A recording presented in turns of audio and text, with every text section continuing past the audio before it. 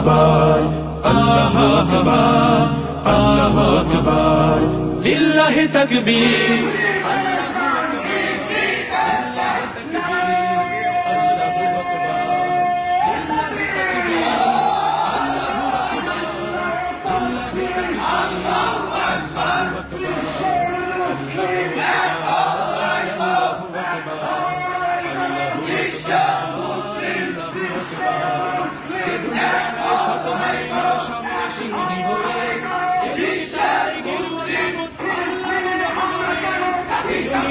হিমালয় হয়ে জেগে ওঠে অনিবার, যে ধনী গৌড় প্রাসাদ পুরায় করে দেয় ছারখার, করে দেয় ছারখার। আল্লাহু আকবার, আল্লাহু আকবার, আল্লাহু আকবার, আল্লাহু আকবার, আল্লাহু আকবার, আল্লাহু আকবার, আল্লাহু আকবার, আল্লাহু আকবার। যে ধ্বনি এনেছে বখতিয়ারের লক্ষণ বদস্মৃতি। মুসলমানের ইমান দেখেছো, ইমানের ওজন দেখো নাই। সাগর দেখেছো, সাগরের গভীরতা দেখো নাই। পাহাড় দেখেছো, পাহাড়ের ওজন দেখো নাই।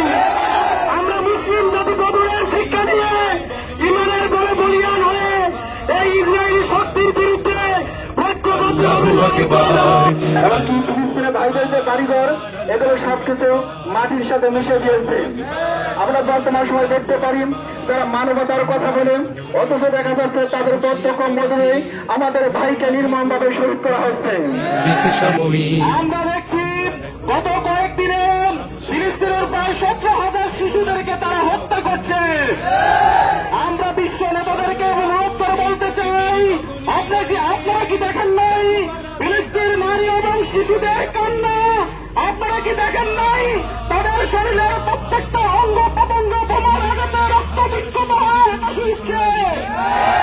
আপনাদের মানবতা আজকে কোথায়? আজকে আপনাদের মানবতা কোথায় লুকায়িত?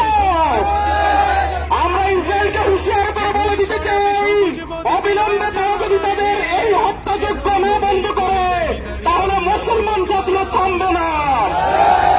তারা ভুলে গেছে মুসলমানদের ইতিহাস, তারা ভুলে গেছে আমাদের ভারতের আইবির ইতিহাস, তারা ভুলে গেছে আমাদের তিতুমিরের ইতিহাস, তারা ভুলে গেছে আমাদের আত্মবলের ইতিহাস।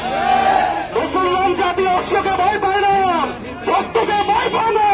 তারা তাদের ইসলামের জন্য, দিনের জন্য প্রথম কেবলাকে তারা রক্ত দিয়ে হলে তারা ফলো করতে চায় না। লিল্লাহি তাকবীর, আল্লাহু আকবার, আল্লাহু আকবার।